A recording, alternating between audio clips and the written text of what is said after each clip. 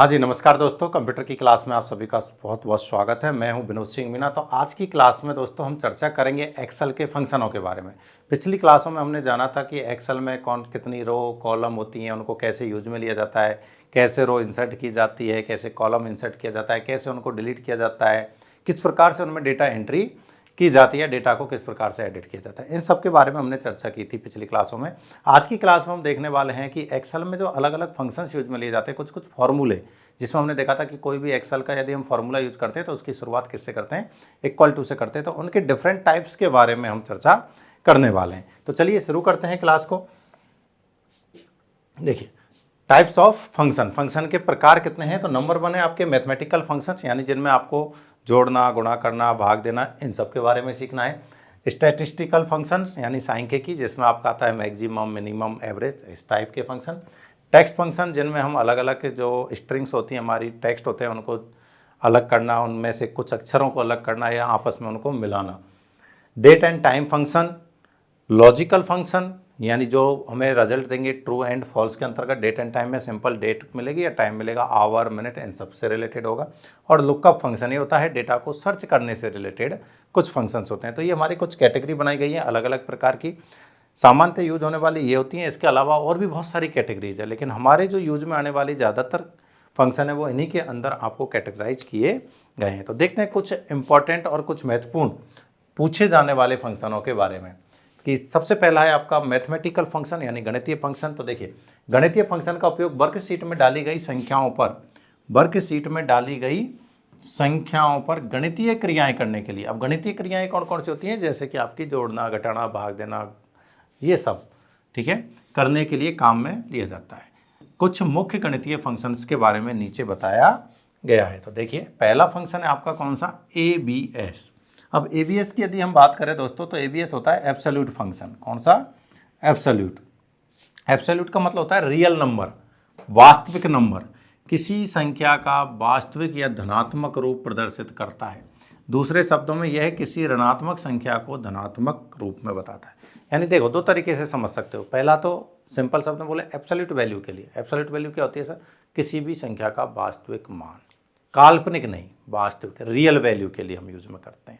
अब real value क्या होती है, तो हम ये कहेंगे पॉजिटिव वैल्यू, उसके पीछे कोई भी सिंबल नहीं होगा। जैसे यहाँ पर देखो एक एग्जांपल दिया गया है, इक्वल टू, क्योंकि आपको पता है फॉर्मूले की शुरुआत किससे करते हैं हम, इक्वल टू से करते हैं। उसके बाद फॉर्मूले का नाम आ जाता है, नाम है यहाँ पर ABS। उसके बाद वो वैल्यू आएगी ब्रैकेट में, जिसके ऊपर हम ऑपरेशन करने जा रहे हैं, कोई भी क्रिया प्रतिक्रिया करने जा रहे हैं। तो यहाँ पर वैल्यू क्या दी गई है, -13.4। माइनस की वैल्यू को ये क्या कर देगा, प्लस में चेंज कर देगा। यहाँ लिखा हुआ है देखो, ऋणात्मक संख्या को धनात्मक रूप में, यानी जो नेगेटिव वैल्यू है उसको किस में कन्वर्ट कर दिया इसने, पॉजिटिव में। तो बस इसका काम यही है, संख्या के साथ किसी भी प्रकार का कोई परिवर्तन नहीं करता और कोई ऑपरेशन नहीं करता है, सिर्फ सिंबल को कन्वर्ट कर रहा है। ये एक काल्पनिक वैल्यू है, क्योंकि नेगेटिव कोई नंबर नहीं होता है, वो एक इमेजिनरी नंबर होता है। तो उसको इसने क्या किस में कन्वर्ट कर दिया, रियल वैल्यू में कन्वर्ट कर दिया, माइनस को प्लस में कन्वर्ट कर दिया। इतना सा आपको याद रखना है। नेक्स्ट फंक्शन देखते हैं। अगला फंक्शन है आपका इंटीजर। क्या है, इंटीजर। अब देखिए, आपके पास में एक तो होती है डेसिमल वैल्यू और एक होती है इंटीजर वैल्यू। यानी जो पॉइंट से पहले की वैल्यू होती है उसे हम बोलते हैं इंटीजर वैल्यू, पॉइंट के बाद वाली डेसिमल वैल्यू, ऐसे याद रखेंगे। वही सेम इमेजिनरी वैल्यू आप बोल सकते हो। यहाँ दी गई संख्या को निकटतम पूर्णांक, पूर्णांक ठीक है, के रूप में दर्शाता है। अब जैसे यहाँ पर देखो, वही वापस फॉर्मूले की शुरुआत किससे हुई है, इक्वल टू से। फॉर्मूले का नाम दिया है INT। क्या है, INT, और फिर वैल्यू दी गई है ब्रैकेट के अंदर। ठीक, सही पैटर्न आपका हमेशा हर फॉर्मूले में काम आने वाला पैटर्न है। अब देखिए, इसकी जो पॉइंट से पहले वाली वैल्यू है ये पूर्णांक है, इंटीजर वैल्यू हो गई है, ठीक है। ये पूर्णांक नहीं है, डेसिमल वैल्यू लेंगे इसको। तो यहाँ पर देखो 8 जो है हमारा, यही हमारा क्या हो गया, रिजल्ट हो गया। यानी पॉइंट से पहले, ऐसे याद रखें, दशमलव से पहले की जो संख्या होती है वही हमारी इंटीजर संख्या होती है। तो इसी को हम इसका रिजल्ट देंगे। कोई भी एग्जांपल आप ले सकते हो कि इक्वल टू INT, यहाँ पर मैंने ले लिया मान लीजिए 11.25। तो अब इसका जो आंसर होगा वो क्या होगा, पॉइंट से पहले वाली संख्या, इंटीजर संख्या। तो ये आंसर हो गया आपका 11। तो ऐसे कोई भी संख्या हो, पॉइंट से पहले वाली हमारी इंटीजर वैल्यू देगा। नेक्स्ट फंक्शन देखते हैं, मोड। क्या है अगला फंक्शन का नाम? मोड। तो मोड फंक्शन होता है जब हम किसी संख्या में भाग देते हैं, डिवाइड करते हैं किसी संख्या को किसी दूसरी संख्या से, तो उसमें कोई रिमाइंडर क्या बच रहा है, शेषफल क्या बच रहा है, वो ही हमारा रिजल्ट देता है कौन? Mode function. इस फंक्शन के द्वारा आर्ग्यूमेंट 1 में आर्ग्यूमेंट 2 का भाग देने पर शेषफल यानी रिमाइंडर प्राप्त होता है।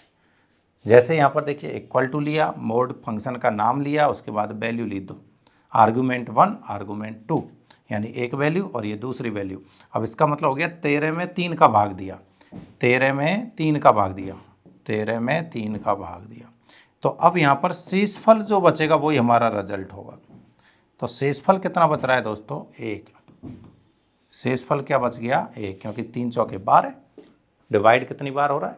4 टाइम, 4 बार, और रिमाइंडर कितना से बच रहा है? 1। तो इसका आंसर हो गया 1। तो किसी भी संख्या में किसी दूसरी संख्या का भाग देने पर शेषफल जो बचेगा वही हमारे कौन से फंक्शन का रिजल्ट होगा? मोड फंक्शन का रिजल्ट होगा। नेक्स्ट देखते हैं सम। सम नाम से पता चलता है समेशन यानी जोड़ने के लिए। जो भी संख्याएं दी गई हैं उनका क्या करेगा? सम करेगा, उनका टोटल करने के लिए इसका यूज लिया जाएगा। यह दी गई सभी संख्याओं का जोड़ यानी एडिशन प्रदर्शित करता है। Equal to some. अब दी गई संख्याएं देखो 4 है, 5 है, 13 है और 3 है। तो इन सब का आप ऐड कर दीजिए, सबको जोड़ दीजिए, तो आंसर क्या मिलेगा आपको? 25। यही रिजल्ट होगा। कोई भी संख्याएं हो सकती हैं, उन सभी संख्याओं को जो भी इस ब्रैकेट के अंदर आएंगी, ठीक है, उन सभी संख्याओं को क्या करेगा? ये जोड़ेगा, ऐड करेगा। नेक्स्ट देखेंगे SQRT। तो SQRT को यदि मैं फुल फॉर्म की तरह बोलूं तो SQ का मतलब होता है स्क्वायर। क्या होता है? स्क्वायर। और RT का मतलब होता है रूट। तो यानी हम कहेंगे स्क्वायर रूट। स्क्वायर रूट का मतलब हो गया आपका वर्गमूल। वर्गमूल के लिए तो देखो यह दी गई धनात्मक संख्या का वर्गमूल निकालता है। दी गई धनात्मक संख्या का वर्गमूल निकालता है। किसी भी ऋणात्मक संख्या का वर्गमूल संभव नहीं होता है, क्योंकि उसके लिए आयोटा की रिक्वायरमेंट होती है। वो एक इमेजिनरी संख्या हो सकती है। इक्वल टू SQRT फंक्शन का नाम, संख्या है 49 और 49 का स्क्वायर रूट यानी वर्गमूल कितना होगा आपका? 7। यहाँ पर संख्या होती मान लीजिए आपकी कितनी? 36। तो आंसर कितना होता? 6। ठीक है। यहाँ पर संख्या होती 81, तो संख्या रिजल्ट क्या होता? 9, क्योंकि 36 का स्क्वायर रूट 6 होता है, 81 का 9 होता है। ऐसे आप कोई भी संख्या कोई भी नंबर ले सकते हैं। नेक्स्ट फंक्शन देखते हैं दोस्तों, फैक्ट। फैक्ट का यदि हम पूरा देखें तो ये होता है फैक्टोरियल। क्या है ये? फैक्टोरियल के लिए एक ही शब्द याद रख लो, फैक्टोरियल के लिए। यह दी गई संख्या का फैक्टोरियल निकालने का काम करता है और फैक्ट 0 का मान 1 होता है। एक आपको विशेष ध्यान रखना है कि 0 का जो फैक्टोरियल होता है वो कितना होता है? 1 होता है। अब यहाँ पर जैसे संख्या दी है देखो, इक्वल टू फैक्ट 5। तो इसको कैसे सॉल्व करेंगे? 5 का फैक्टोरियल निकालने के लिए 5 × 4 × 3 × 2 × 1 तक ही करना है, 0 तक नहीं करना है। 0 से गुणा करवाओगे तो 0 हो जाएगा, और फैक्टोरियल 0 ऑलरेडी यहाँ पर हमें दिया हुआ है वैसे 1। आपको जो भी है यहाँ संख्या जो दी गई है उसको कहाँ तक मल्टीप्लाई कर दोगे आप? 1 तक। तो इसको आप सॉल्व करोगे तो आपको रिजल्ट क्या मिल जाएगा? 120। 5 चौके 20 या 60 दूना 120। तो किसी भी संख्या का किसी भी नंबर का फैक्टोरियल यदि आपको ज्ञात करना है, एक्सेल के अंतर्गत निकालना है, किसी सीट में इंसर्ट करना है, तो फैक्ट नाम का फंक्शन आप यूज करेंगे। Next power. तो पावर क्या हो गया आपका? घातांक, घात। ठीक है। यह आर्गुमेंट 1 पर आर्गुमेंट 2 की घात पावर की गणना करता है। आर्गुमेंट बोल सकते हैं या संख्या बोल सकते हैं, नंबर बोल सकते हैं, कि किसी एक नंबर पर दूसरे की जो है वो उसकी घात कहलाएगी। जैसे एग्जांपल के तौर पर देखेंगे यहाँ पर इक्वल टू पावर, ये 2 है, ये 5 है। यहाँ का इसका मतलब हो गया 2 की पावर 5, 2 की पावर 5, 2 की घात 5। और जब हम इसे सॉल्व करेंगे तो ये हमें कितना मिलेगा? 32। तो कोई भी संख्या हो सकती है, कोई भी एक संख्या पर दूसरी संख्या उसका घात बनेगी। क्या बनेगी? दूसरी संख्या उसी संख्या की घात, उसकी पावर बनेगी। और जब सॉल्व करेंगे वही हमारा क्या होगा? रिजल्ट होगा। तो ये रिजल्ट हमें डायरेक्ट एक्सेल में देखने को मिल जाएंगे। नेक्स्ट देखिए, आप दी गई संख्या को और भी हैं। राउंड, दी गई संख्या को आर्गुमेंट 2 में ऋणात्मक मान देकर, ये फंक्शन है आपका राउंड, राउंड फंक्शन। ऋणात्मक मान देकर दहाई, सैकड़ा आदि में राउंड ऑफ कर सकते हैं। जैसे देखिए नेगेटिव में दिया है यहाँ पर, ये इक्वल टू है, राउंड है। अब ये संख्या आपको दी गई है और यहाँ दिया गया -2, तो -2 का मतलब हो गया यहाँ पर कि 100 के नियर बाई वैल्यू, जो इस संख्या के नियर बाई वो वैल्यू जो 100 से डिवाइड हो सके। 1234.28 के नज़दीकी वो वैल्यू जो किससे डिवाइड हो सके, -2 का मतलब है 100 से, -2 है तो उसका मतलब 100, ध्यान रहे -2 के लिए 100 है, -1 के लिए 10 है। यदि यहाँ पर -1 होता 2 के स्थान पर तो हम किससे डिवाइड करते, 10 से।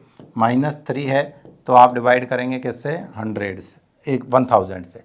यानी ये बोल रहा है इकाई, दहाई, सैकड़ा और हज़ार, इस टाइप से राउंड ऑफ कर सकते हैं।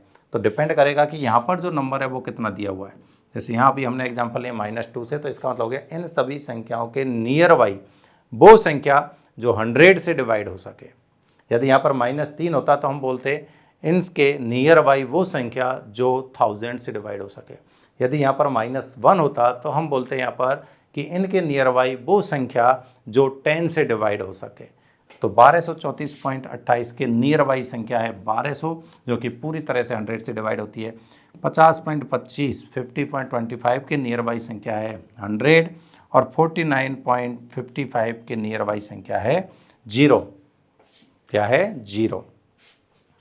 नेक्स्ट देखिएगा सम SQ। अब देखिए सम का मतलब ऑलरेडी मैंने आपको बता दिया, एडिशन होता है, सम यानी ऐड करना, ठीक है। और SQ का मीनिंग होता है स्क्वायर, स्क्वायर यानी पहले ये क्या करेगा, स्क्वायर करेगा, उसके बाद उन संख्याओं को क्या करेगा, सम करेगा। जो भी आर्ग्यूमेंट, जो भी नंबर्स इस फंक्शन में यूज लिए जाएंगे उनका पहले स्क्वायर किया जाएगा। क्या किया जाएगा, स्क्वायर, और उसके बाद उस स्क्वायर का क्या किया जाएगा, सम, एडिशन किया जाएगा। देखिए यह आर्गूमेंट 1 और आर्गूमेंट 2 का वर्ग करके सम करता है, वर्ग करके सम करता है। यहाँ पर देखिए फंक्शन इक्वल टू से शुरू किया, फंक्शन का नाम दिया, ये आर्गूमेंट 1, ये आर्गूमेंट 2, मतलब नंबर 1 नंबर 2, एक संख्या और ये दूसरी संख्या। पहले 2 का स्क्वायर करेगा और ये 5 का स्क्वायर करेगा, फिर इन दोनों को सम कर देगा। तो ये हमें कितना प्राप्त होगा, 2 2 4 एंड 5 का स्क्वायर 25। तो रिजल्ट हमें मिलेगा 29। ये रहा देखिए।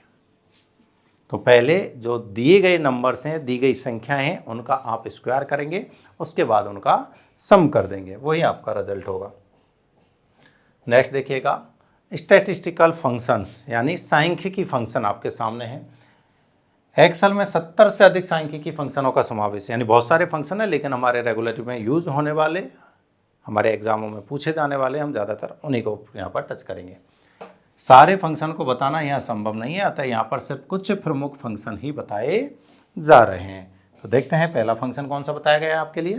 पहला है मैक्स। तो मैक्स का मतलब हो गया मैक्सिमम, मैक्सिमम कि आपको बहुत सारे नंबर्स दिए गए हैं, उन नंबर्स में से आपको ये फंक्शन वो नंबर निकाल के देगा जो सबसे बड़ा है। मान लीजिए मेरे पास 50 नंबर हैं, सबकी वैल्यू अलग अलग है, तो उन 50 नंबरों में से सबसे बड़ी वैल्यू वाला नंबर कौन सा है, वही मेरा रिजल्ट यहाँ पर होगा। यह संख्याओं की सूची में सर्वाधिक बड़ी संख्या को फाइंड आउट करता है, यह बताता है। इक्वल टू मैक्सिमम, ये देखो यहाँ पर बहुत सारी संख्याएं आपको दी गई हैं। अब इनमें से सबसे बड़ी वैल्यू किसकी है, तो वो है आपकी 25 की, इसलिए यहाँ पर रिजल्ट हो गया 25। मैक्सिमम वैल्यू किसके लिए दिया गया है, ये मैक्सिमम वैल्यू के लिए। यह संख्याओं की सूची में से न्यूनतम संख्या बताता है, कहाँ है, मिन यानी मिनिमम, मिनिमम वही सेम नंबर दिए गए हैं। अब इनमें से सबसे छोटी संख्या कौन सी है, 1, तो सबसे छोटी संख्या ही हमारा क्या होगी, रिजल्ट होगी। क्लियर है, ये भी एकदम सिंपल। सबसे बड़ी वैल्यू के लिए मैक्स, सबसे छोटी वैल्यू के लिए मिनिमम, मैक्सिमम नंबर और मिनिमम नंबर। नेक्स्ट देखिएगा एवरेज। एवरेज मीन्स औसत, ठीक है। बहुत कुछ भी नंबर्स हमें दिए गए हैं, उनके एवरेज काउंट करना है आपको। यह संख्याओं का औसत निकालने के लिए काम में लिया जाता है। यहाँ पर देखिए बहुत सारे नंबर्स दिए गए हैं इक्वल टू एवरेज 51, 20, 25, 29 एंड 15। तो इनका जब हम एवरेज निकालेंगे तो वो क्या होगा 28। कैसे निकालेंगे? तो सम ऑफ नंबर्स 21 है, 51 है।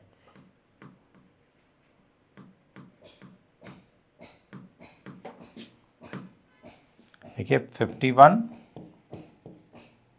20, 25, 29 प्लस 15 डिवाइड बाई नंबर्स 1, 2, 3, 4, 5 कितने से होगा 5 से। तो इसका जो हमें रिजल्ट मिलेगा वो क्या मिलेगा 28। पहले दी गई संख्याओं का सम करेंगे, टोटल करेंगे, फिर नंबर ऑफ संख्याएं कितनी संख्याएं उसका नंबर का हम भाग दे देंगे तो वो होगा हमारा एवरेज। नेक्स्ट एवरेज ए। अब देखो बोझ सिर्फ क्या कर रहा था, संख्याओं का सम कर रहा था। अब मान लीजिए कि सर संख्याओं के साथ हमें कोई अल्फ़ाबेट दे दिया जाए, अल्फ़ाबेटिकल वैल्यू दे दी जाए, तो उस केस में क्या करेंगे? तो हम उसको भी एक नंबर के तौर पर काउंट करेंगे। ये देखिए यहाँ संख्याओं और टेक्स्ट का औसत निकालने के लिए उपयोग में लिया जाता है। क्या और ऐड कर दिया साथ में टेक्स्ट, उसमें सिर्फ संख्या थी, एवरेज में सिर्फ संख्या थी, यहाँ पर सिर्फ एक और लगा है, एवरेजिया बोल देते हैं इसको, ए एक्स्ट्रा है। फंक्शन में सिर्फ किसको ऐड किया गया? एक ए को एक्स्ट्रा किया गया, तो ए के साथ क्या आ गया आपका अल्फ़ाबेटिक यानी टेक्स्ट। तो ये देखिए एग्जांपल एवरेजिया एक्स 20, 25 और ये वाई फिर 15। अब इसको भी हम ऐसे ही करेंगे, देखो equal to X plus 20 plus 25 plus Y plus 15। अब डिवाइड बाई कितने हैं 1, 2, 3, 4, 5, तो 5। अब क्या होता है कि इनकी हमारे पास में कोई वैल्यू नहीं है, एक्स और वाई की कोई वैल्यू नहीं है, उस केस में हम इनकी वैल्यू मान लेते हैं 0। क्या मान लेते हैं 0। तो ये यानी एक नंबर के तौर पर एक्स और वाई को कंसीडर कर रहा है, तभी हम डिवाइड कर रहे हैं कितने से 5 से। यदि ये कंसीडर नहीं करता, इसको इंक्लूड नहीं करता, तो यहाँ डिवाइड करते 3 से। यानी मैं यहाँ पर ए हटा दूँ, इस फंक्शन में से सिर्फ इस ए को रिमूव कर दूँ, तो ये एक्स और वाई को कंसीडर ही नहीं करेगा। ये क्या करेगा 20, 25, 15 डिवाइड बाई 3। यहाँ डिवाइड बाई क्या होगा 3 होगा, जो कि अब हो रहा है 5। तो ये हो गया आपका 12। रिजल्ट क्या हो गया आपका 12 रिजल्ट होगा यहाँ पर। नेक्स्ट फंक्शन देखिएगा काउंट। काउंट को होता है कि दी गई संख्याओं की गिनती करता है, यानी कि आपको एक रेंज दी गई है और उसमें कितनी न्यूमेरिकल संख्या है, जो न्यूमेरिकल संख्याओं वाली सेल है उनकी संख्या बताएगा आपको। देखिए इसमें आर्गुमेंट के रूप में रेंज देने पर यह सिर्फ संख्या वाली सेलों की गणना करता है। जैसे एग्जाम्पल दिया गया है 5, 10, 20 XYZ CBC। अब यहाँ पर क्या है, इनको ये कंसीडर नहीं करेगा क्योंकि ये अल्फ़ाबेट है, ये सिर्फ किनको कंसीडर करेगा जो संख्या वाली सेल है। अब संख्या है 1, 2, 3, तो रिजल्ट हो जाएगा आपका क्या 3, यानी सिर्फ न्यूमेरिकल संख्या वाली सेलों की संख्या काउंट करता है। नेक्स्ट देखिए ये दोनों को लेगा, कंसीडर करेगा, न्यूमेरिकल भी और टेक्स्ट भी, दोनों सेलों वाली संख्या। ये देखिए दी गई संख्याओं और प्रतीक चिन्हों की गिनती करता है, यानी यहाँ पर संख्याएं भी होंगी और आपके प्रतीक चिन्ह भी होंगे। इसमें आर्गुमेंट के रूप में रेंज देने पर यह है खाली सेल के अतिरिक्त सभी संख्याओं को गिनता है, यानी जो ब्लैंक सेल है उनको छोड़ के बाकी की जो भी सेल होंगी उन सबको काउंट करेगा। जैसे देखिए 5, 10, 20 XYZ और CBC, तो इनको भी काउंट करेगा। तो 1, 2, 3, 4 और ये 5, तो आंसर क्या हो गया आपका 5। सिर्फ उन सेलों को छोड़ेगा जो ब्लैंक हैं, खाली हैं। तो ब्लैंक सेलों को छोड़कर बाकी सभी सेलों की संख्या ज्ञात करने के लिए कौन से फंक्शन का उपयोग किया जाता है, वो है आपका काउंटा। ए एक्स्ट्रा है, ध्यान रखना, क्या एक्स्ट्रा है आपका ए एक्स्ट्रा है। नेक्स्ट देखिए काउंट इफ। अब ये कंडीशन के आधार पर, जैसे बोल देंगे एक कंडीशन थी कि 10 से बड़ी वैल्यू वाली सेलों की संख्या या 10 से छोटी वैल्यू वाली सेलों की संख्या कितनी है, तो ऐसे कंडीशन के आधार पर यह है फंक्शन सिंगल कंडीशन के आधार पर सेल की संख्या की गणना करता है। अब देखिए जैसे यहाँ पर सेल दी हुई है 5, 10 और 20 और कंडीशन क्या दी हुई है 15 से छोटी लेस देन 15, कि 15 से छोटी कितनी है, तो 1 और ये 2, लेस देन 15, 5 एंड 10, तो आंसर क्या हो गया 2। तो सिंगल कंडीशन के आधार पर सेलों की संख्या ज्ञात करने के लिए, काउंट करने के लिए कौन से फंक्शन का उपयोग करते हैं, काउंट इफ। क्या लगा हुआ है काउंट इफ। नेक्स्ट देखिएगा यह फंक्शन मल्टीपल कंडीशन के आधार पर सेल की गणना करता है, यानी एक से ज़्यादा हैं यदि कंडीशन, जैसे अभी सिंगल कंडीशन थी या मल्टीपल कंडीशन हो सकती है, तो उनके आधार पर सेल की संख्या ज्ञात करने के लिए यूज में लिया जाता है। नेक्स्ट है काउंट ब्लैंक, नाम से पता चल रहा है ये सिर्फ ब्लैंक सेलों की संख्या ज्ञात करने के लिए यूज में लिया जाता है। कितनी नंबर ऑफ ब्लैंक सेल हैं, तो वो संख्या आपको कौन देगा, काउंट ब्लैंक देगा।